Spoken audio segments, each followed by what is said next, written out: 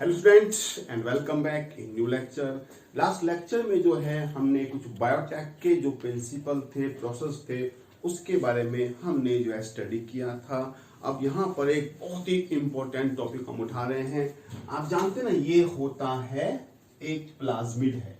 ये प्लाज्मिड है, इसका नाम होता है PBr322 और ये हमारी जो बायोटेक है उसमें इसको एज ए क्लोनिंग वेक्टर की तरह जो है यूज किया जाता है। क्लोनिंग वेक्टर तो आप जानते हैं, हम अपने डिजायर्ड जीन को इस क्लोनिंग वेक्टर के साथ अटैच करके जो है होस्ट सेल के अंदर जो है ट्रांसफर करते हैं, जिससे जो हमने डिजायर्ड जीन लगाया है उसका एक्सप्रेशन जो है उस सेल के अंदर आ जाता है और जो हमारा डिजायर्ड प्रोडक्ट है वो होस्ट सेल के अंदर जो है बनने लगता है। तो यहां से बहुत सारे क्वेश्चन आते हैं। सबसे इंपॉर्टेंट इसकी लेबलिंग आती है और बहुत सारे क्वेश्चन आते हैं। ये थोड़े नाम भी देखने में थोड़े टफ लगते हैं और जो सबसे बड़ी बात है, इनका सीक्वेंस भी याद नहीं होता है और एग्जाम में ये बार बार जो है एग्जाम में ये आता है कि ये सीक्वेंस बता दो, ये सीक्वेंस बता दो। ठीक है, तो इसको सीखने के लिए आज हम आपको एक कहानी सुनाने वाले हैं। ठीक है, अगर वो कहानी आपके याद हो गई, स्टोरी आपके याद हो गई, तो ये जो है बड़ी आसानी से, बड़ी इजीली जो है आपके याद हो जाएगा। इससे पहले एक क्वेश्चन याद करेंगे। पी का मतलब यहाँ प्लाज्मिड है और बी आर एक्चुअली यहाँ साइंटिस्ट के नाम है। B4 यहाँ पर क्या है? बॉलीवर। B4 यहाँ पर क्या है? बॉलीवर और R4 यहाँ है रोड्रिगुइज। ठीक है, कौन है? रोड्रिगुइज साइंटिस्ट। और 322 इसका नाम इस बेस पे रखा गया है क्योंकि जिस इंस्टीट्यूट में ये प्लाज्मिड बनाया गया था वहां इसके जैसे और भी प्लाज्मिड बनाए गए हैं। तो किसी का नाम 321 रख दिया है, किसी का नाम 322 रख दिया है। तो यहां आपने याद करना, ये बी और आर जो है इसमें साइंटिस्ट के नाम है। तो देखिए स्टूडेंट, इसको हम कैसे याद कर सकते हैं? तो इसके लिए आप एक कहानी सुनेंगे। कहानी ये है कि दो फ्रेंड हैं, दोनों इकोनॉमिक्स के स्टूडेंट। एक का नाम है प्रशांत पवार और एक का नाम है अमर। ठीक है, दो फ्रेंड्स हैं, इकोनॉमिक्स के स्टूडेंट हैं। प्रशांत पवार कौन सा नाम है और एक है अमर। अब वो एक कहीं कोचिंग क्लास लगाना चाहते हैं। ठीक है, वो कहीं पर जो है वो कोचिंग क्लास लगाना चाहते हैं और उस कोचिंग क्लास को लगाने के लिए वो मॉर्निंग में 7 बजे के आसपास उठते हैं, 7 या 8 बजे के आसपास उठते हैं। तो वो फिर जो है वहां कोचिंग में चले जाते हैं, इकोनॉमिक्स की क्लास में वो चले जाते हैं। ठीक है, कहाँ? इकोनॉमिक्स की क्लास लगाने के लिए वो कोचिंग में चले जाते हैं। चलिए कोई बात नहीं। अब उनकी क्लास होती है तो उनको जो उनका इकोनॉमिक्स का टीचर था ना, वो मेरी की तरह था। ठीक है, वो उसको हिंदी में पढ़ा रहा था उनको। ठीक है जी, वो उसको हिंदी में जो है इकोनॉमिक्स पढ़ा रहा था। अब क्लास खत्म हो गई तो उन फ्रेंड ने पूछा, भाई ये टीचर कौन है, क्या नाम है इनका? तो वहां उनको बताया गया कि भाई उनका नाम है ब्राह्मण सलमान। क्या नाम है टीचर का? ये टीचर का नाम है, ये फ्रेंड का नाम है प्रशांत पवार और अमर, दो फ्रेंड हैं और ये टीचर का नाम है ब्राह्मण सलमान। तो ठीक है, अब पूछा गया, दो फ्रेंड आपस में बात कर रहे हैं कि भाई आपको कैसा लगा, सर ने जो आपको इकोनॉमिक्स पढ़ाई है हिंदी में, वो आपको कैसी लगी? तो अमर कहता है कि भाई मुझे तो पसंद नहीं आया सर का पढ़ाया हुआ, और मैं तो जो है रस्सी पे लटक जाऊंगा, मतलब मैं जो है रस्सी पे लटक जाऊंगा लेकिन सर के पास वापस नहीं जाऊंगा। मतलब मुझे समझ में नहीं आया, मैं तो सिर से पार हो गया, रॉकेट की तरह गुजर गया, मुझे कुछ पता नहीं चला कि सर ने पढ़ाया गया है। अब प्रशांत पवार से पूछा गया, भाई आपको कैसा लगा? तो प्रशांत पवार ने कहा कि भाई मुझे तो सर का पढ़ाया बड़ा अच्छा लगा और मैं तो कल भी जाऊंगा, मैं तो फिर से जाऊंगा सर के पास, सर की क्लास में मैं तो फिर से जाऊंगा, दोबारा से जाऊंगा मैं। तो ये कहानी है। तो अमर तो अपने घर बैठ गया और प्रशांत पवार जो है फिर से जो है सर से इकोनॉमिक्स पढ़ने के लिए गया। तो अगर ये आप छोटी सी कहानी याद कर लेंगे तो ये सारा सीक्वेंस आप सेकंडों से भी कम टाइम में लिख सकते हैं। चलिए अब इस ट्रिक का जो है हम बताते हैं कहाँ क्या मतलब है। देखिए ध्यान सुने आप मेरी बात, ये डायग्राम आपके सामने है।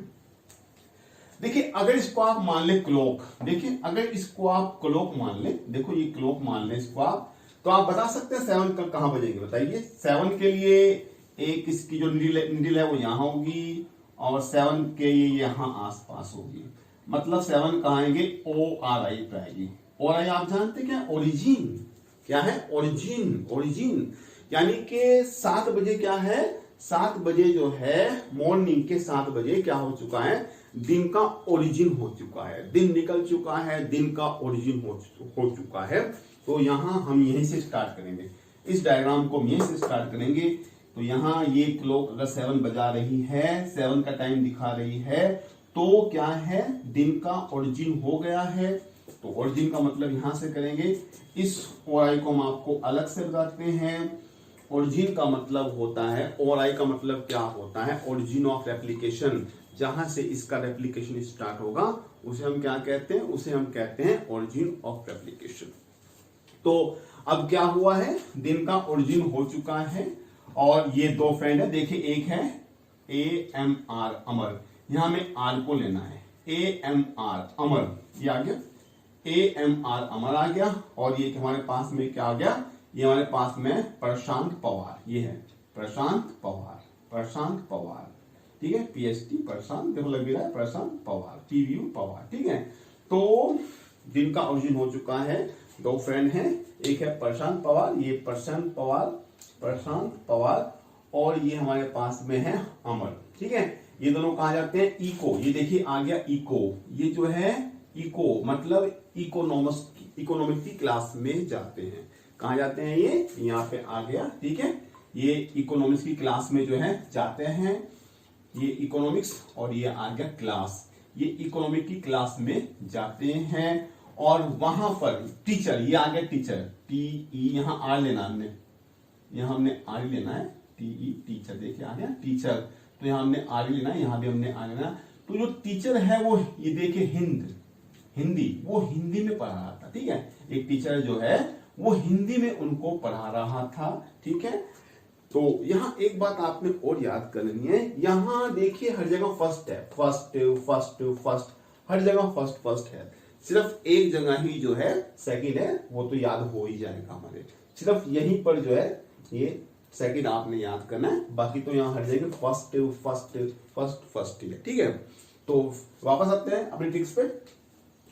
तो ये टीचर जो है हिंदी में पढ़ा रहे थे, अब उनसे पूछा गया कि भाई इन टीचर का नाम क्या है, तो इन टीचर का नाम यहां से आ गया ब्राह्मीण, देखिए ये जो फर्स्ट है ये आई की तरह लगता है, तो आ जाएगा ब्राह्मीण सलमान, देखिए ये ब्राह्मीण, ये सलमान, ब्राह्मीण सलमान, ठीक है।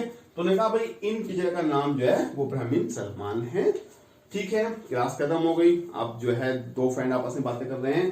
तो अमर ने कहा कि भाई मैं सर के पास नहीं हूं, मैं तो रोप से लेकर जाऊंगा, रोप क्या होता है, रोप क्या होता है, रस्सी, ठीक है। लेकिन यहां हमारे रोप का मतलब है रेप्लिकेशन प्रोटीन, यहां पर रोप का मतलब क्या है, यहां पर रोप का मतलब है रेप्लिकेशन प्रोटीन, वो प्रोटीन जो रेप्लिकेशन में हेल्प करती है उसको कहते हैं हम, ठीक है, रोप, रेप्लिकेशन प्रोटीन। तो अमर ने कहा कि भाई मैं तो जो है रस्सी पर लेकर जाऊंगा लेकिन सर के पास नहीं जाऊंगा। और यहाँ पर जो ये पवार है, पवार आ गया, पवार ने कहा कि भाई मैं तो सेकंड फिर से जाऊंगा, मैं तो यहाँ सर के पास जो है वो फिर से जाऊंगा। तो स्टूडेंट इस छोटी सी कहानी से जो है आप जो है बहुत अच्छी जो है इसकी जो है लेबलिंग कर सकते हैं। मैं इसमें थोड़ा सा, अब आपको ये तो ट्रिक वाली बात हो गई, अब इसमें हम आपको थोड़ा एग्जाम के लिए बताते हैं कि एग्जाम में यहाँ से लेबलिंग करने के लिए आती है, ठीक है। तो अभी हम इसको थोड़ा करते हैं। तो स्टूडेंट कुछ क्वेश्चन करते हैं। एक क्वेश्चन हमारे पास में ये है, select the incorrect statement, selection of recombinant due to inactivation of antibiotic is a cumbersome procedure. Insertional inactivation of beta galactosidase lead to a colorless colonies. Insertional inactivation of beta galactosidase lead to a pellucular colonies. in the insertional inactivation, the rDNA is inserted within the coding sequence of an enzyme beta galactosidase. तो इसका answer आपको बताना है, इसका answer क्या होगा। एक बार आप देख लें, फिर बताएं इसका आंसर क्या होगा। देखें आप एक बार पढ़ें तो बताइए इसका आंसर क्या होने वाला है। चलिए तो उसको थोड़ा एक्सप्लेन करते हैं। देखिए आपको पता है ना, वो सिलेक्टेबल मार्कर होता है। सिलेक्टेबल मार्कर वैसे तो क्या होते हैं, एंटीबायोटिक रेजिस्टेंस जो है देने वाले जीन होते हैं, लेकिन इन्हीं एंटीबायोटिक देने वाले एंटीबायोटिक रजिस्ट्रेशन जीन वाले जीन से हम जो हैं ये पता लगा सकते हैं कि कौन रिकम्बिनेट हुआ है और कौन जो है रिकम्बिनेट नहीं हुआ है। रिकम्बिनेट का मतलब है किस सेल के अंदर हमारी मर्जी का जो है डिजायर जीन आ चुका है, तभी तो उससे हमें प्रोडक्ट मिलेगा। और नॉन रिकम्बिनेट का मतलब है कि किस सेल के पास में हमारे डिजायर जीन नहीं आ चुका है। तो इसको दो तरीके हमने बता रखे हैं। एक तो होता है वो एंटीबायोटिक रेजिस्टेंस देने वाले जीन से हम ये मेथड उस मेथड से हम इसका पता लगा सकते हैं। आपको पता है PBR 322 में जो हैं दो एंटीबायोटिक रेजिस्टेंस जीन हैं, एक टेट्रासाइक्लिन के लिए है, एक जो है एम्पिसिलिन के लिए है। तो जहां पर आपने जो है जीन, आपने मर्जी का जीन जहां लगाया है ना, तो वहां का जो है रेजिस्टेंस खत्म हो जाएगा। सपोज कीजिए टेट्रासाइक्लिन में लगाया है, तो टेट्रासाइक्लिन के लिए क्या होने वाला है, वो रेजिस्टेंस खत्म हो जाएगा। और अगर हम ऐसे बैक्टीरिया को टेट्रासाइक्लिन के कल्चर में रखेंगे तो वो किल हो जाएगा, उसकी डेथ हो जाएगी। और इसी बात से हमें चल जाएगा पता कि वो रिकम्बिनेट हुआ है या नहीं हुआ है। उसमें हमने आपको एक दूसरा तरीका बताया था, कलर देने वाला। एक कलर प्रोड्यूसिंग एबिलिटी के बेस पर भी जो है हम इस बात का पता लगा सकते हैं कि कौन रिकम्बिनेट है, कौन रिकम्बिनेट नहीं है।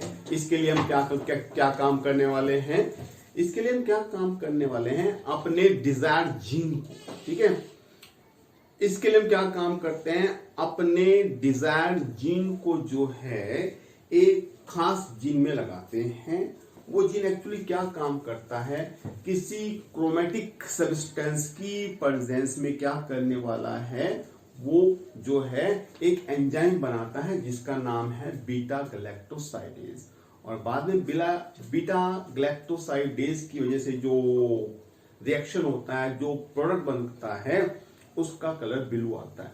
मतलब आपको सिंपल सा याद करना है कि अगर सेल रिकम्बिनेट हो गई तो ब्लू कलर नहीं आएगा, क्योंकि हमने अपने जीन को कहाँ लगाया है, क्योंकि हमने अपने डिजायर्ड जीन को जो है बीटा गैलेक्टोसाइडेज बनाने वाले जीन के अंदर जो है उसको लगाया है।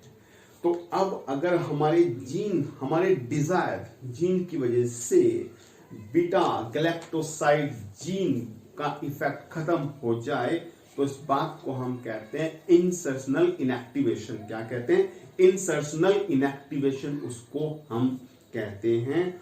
और फिर वो जो है, क्योंकि बीटा गैलेक्टोसाइड नहीं बनेगा, तो फिर जो है वो ब्लू कलर नहीं आएगा, तो वो कलरलेस कॉलोनी रहेगी। अब इसके बेस बताइए कौन सा ऑप्शन आपको ठीक लगता है। देखते हैं क्या है, आपको बताना है, इनकरेक्ट बताना है।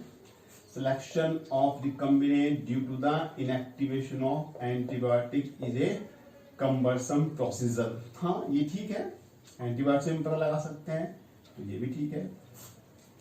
Insertional inactivation of beta galactosidase lead to a colorless colonies। हाँ अगर वो इंसर्शनल इनएक्टिवेशन हो गया तो ब्लू कलर नहीं देगा, तो ये भी ठीक है। Insertional inactivation of beta galactosidase lead to the blue color color। नहीं, अगर वो insertional inactivation जो है वो अगर हो गया है तो फिर कलर नहीं आएगा। तो ये स्टेटमेंट हमारा रॉन्ग है, ये स्टेटमेंट रॉन्ग है हमारा। और in the insertional inactivation the rDNA is inserted in the coding, ये तो ठीक है ना। तो आपको क्या निकालना था, आपको रॉन्ग निकालना है तो आपका आंसर ये सी आपका आंसर आ गया। ठीक है, तो इसका आंसर क्या आया, रॉन्ग वाला आंसर क्या आया, सी। तो इस क्वेश्चन का आंसर आ गया सी आ गया। ठीक है बेटा, ऐसे याद कर लेते हैं। ठीक है, क्वेश्चन सिंपल भी करने हैं, क्वेश्चन टफ भी करने हैं। नेक्स्ट क्वेश्चन हमारे पास में आ गया है, the name molecular glue and molecular scissor are given. तो बहुत ही अच्छा क्वेश्चन है। दो नाम हम यूज करेंगे बार बार अपनी बायोटेक में। एक होगा मॉलिक्यूलर ग्लू, ग्लू का मतलब होता है जोड़ने वाला। तो कौन जोड़ता है, डीएनए लाइगेज। और डीएनए और कटिंग का काम किससे करते हैं, कटिंग का काम हम करते हैं सीजर या फिर नाइफ से करते हैं। तो यहाँ पर जो डीएनए को कट करेगा उसे क्या कहेंगे, मॉलिक्यूलर सीजर कह देंगे। तो क्या हुआ, क्या आंसर बन गया, मॉलिक्यूलर ग्लू होगा डीएनए लाइगेज। तो कहां पर है डीएनए लाइगेज, डीएनए लाइगेज यहां पर है। दूसरा भी ऑप्शन मैच करते हैं, molecular scissor, yes molecular scissor हुआ रेस्ट्रिक्शन एंडोन्यूक्लियस एंजाइम। तो ये दोनों देखो कहां मैच हो रहे हैं, ये तो पहले भी मैच हो गए।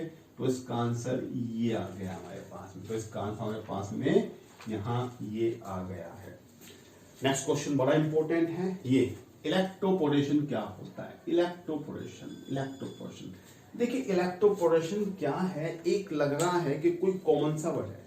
आपने बहुत सारे फिनोमिना या प्रोसेस पढ़े होंगे जिसमें इलेक्ट्रो जो है, इलेक्ट्रो बड़ा यूज होता है।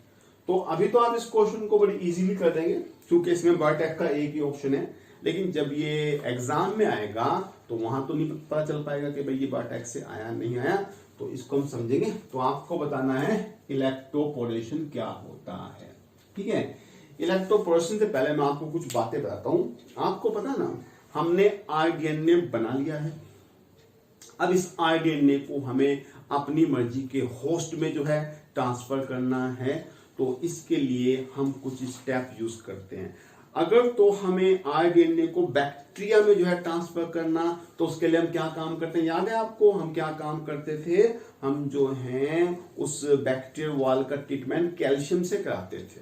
कैसे कराते थे, कैल्शियम से कराते थे। क्योंकि कैल्शियम जो है वो मेम्ब्रेन की जो एफिशिएंसी है उसको इंक्रीज कर देता है।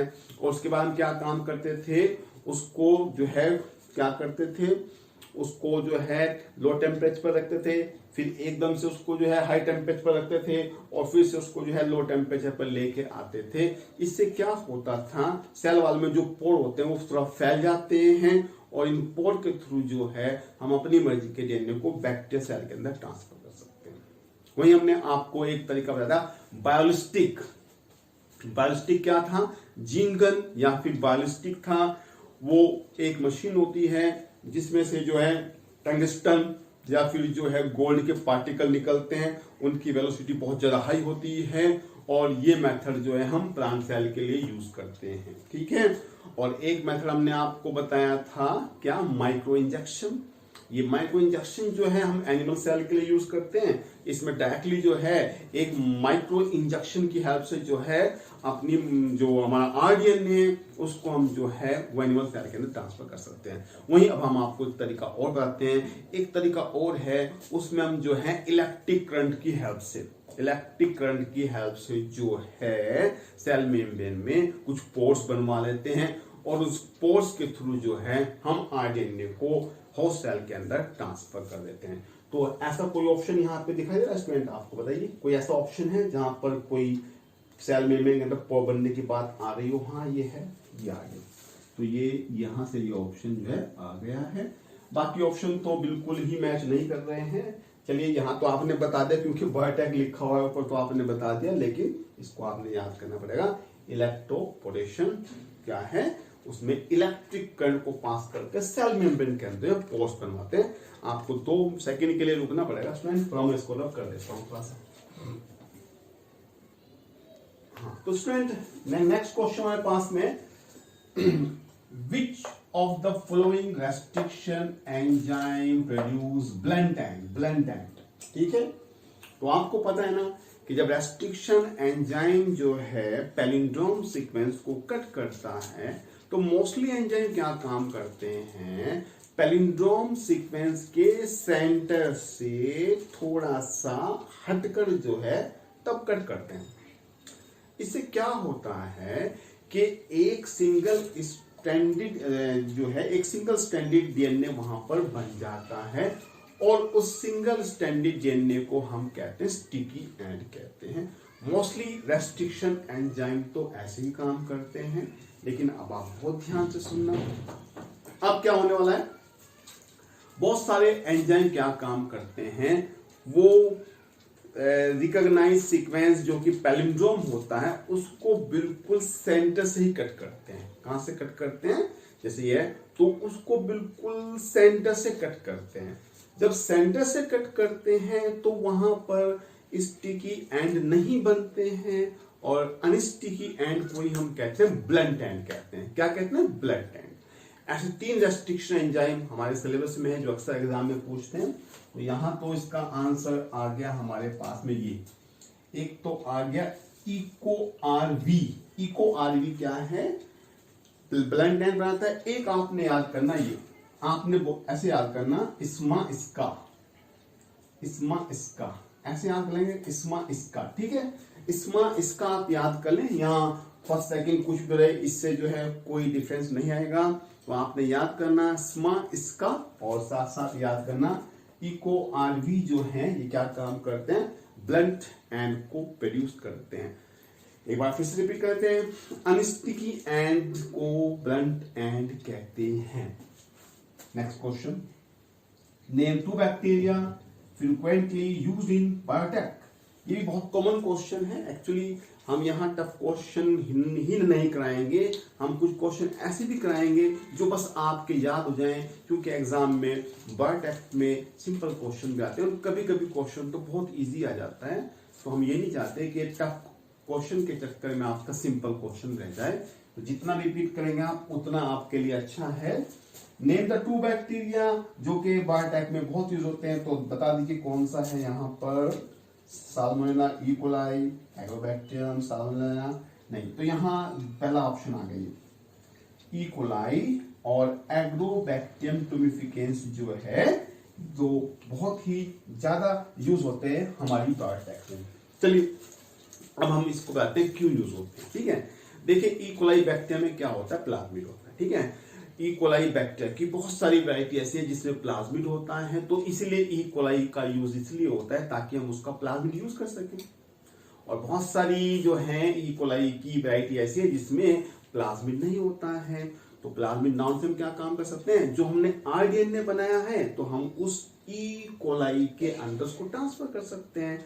और एक तो बहुत इंटरेस्टिंग बैक्टीरिया है, आपको पता होगा, ये एग्रोबैक्टीरियम टुमिफिकेंस, ये बहुत ही इंपॉर्टेंट है। आप जानते हैं एग्रोबैक्टीरियम टुमिफिकेंस के पास में क्या होता है, इसके पास में होता है एक टीआई प्लाज्मिड होता है। क्या होता है, एक टीआई प्लाज्मिड होता है।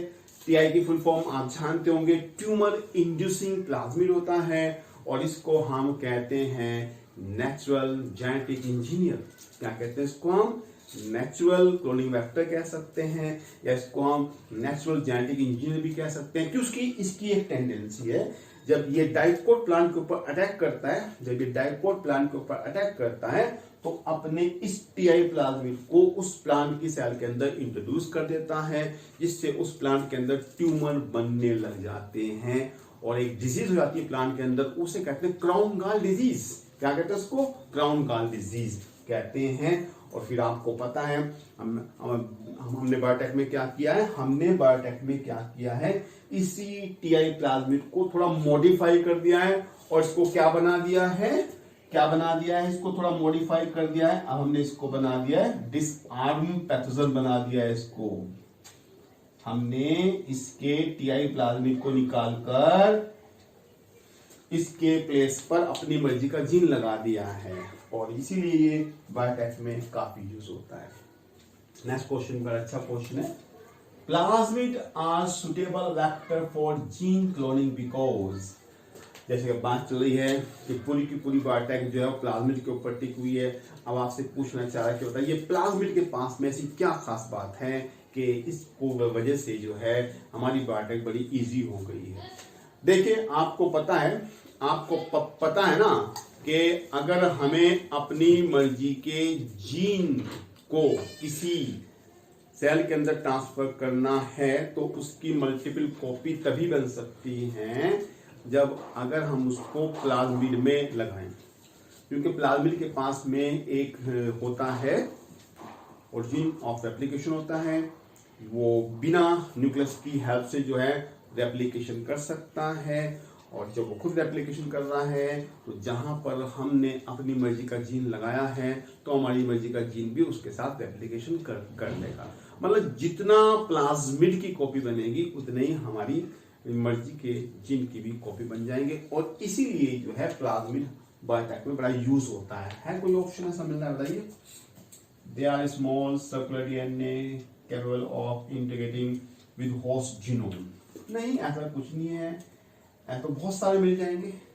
दे are site for origin of replication. हाँ, ये इसका आंसर आ गया, क्योंकि इसके पास में क्या है, इसके पास में है ORI, जहां से इसका रेप्लिकेशन स्टार्ट होगा वो है इसके पास में।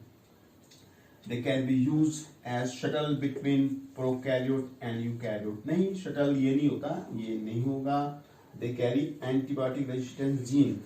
भाई एंटीबायोटिक जीन इसमें हो सकते हैं, लेकिन एंटीबायोटिक जीन का होना बायोटेक में हेल्प नहीं करता है, मतलब वो उसका जो है कॉज नहीं हुआ है। ठीक है, तो इसका आंसर, बेस्ट आंसर यही होगा। ठीक है, क्योंकि हमें अपनी जो है मर्जी के जीन की बहुत सारी मल्टीपल कॉपी भी तो तैयार करनी है ना, तो इसलिए प्लाज्मिड को हम क्या कहते हैं, क्लोनिंग वेक्टर। ठीक है, बहुत सारी कॉपी बनाने वाला वेक्टर। नेक्स्ट क्वेश्चन हमारे पास में है, a gene whose expression help to identify transport cell known as the। ये मैंने आपको पहले बताया था, एक जीन ऐसा है, उसी जीन की हेल्प से हम ये पता लगाते हैं कि भाई हमारी सेल ट्रांसफॉर्म हुई है नहीं हुई है। तो आप समझ में आ गया होगा, इसका आंसर हो गया, इसका सिंपल आंसर हो गया, सिलेक्टेबल मार्कर इसका आंसर हो गया है। नाउ लास्ट क्वेश्चन हमारे पास में है, stirred tank bioreactor have been design for. आपको पता है ना बायोरिएक्टर क्या होता है। बायोटेक के प्रोडक्ट को लार्ज स्केल पर ऑब्टेन करने के लिए हम क्या काम करते हैं, रॉ मटेरियल को एक बहुत बड़े जो है वेसल्स के अंदर उसमें प्रोसीजर किया जाता है, इसी को हम कहते हैं बायोरिएक्टर कहते हैं।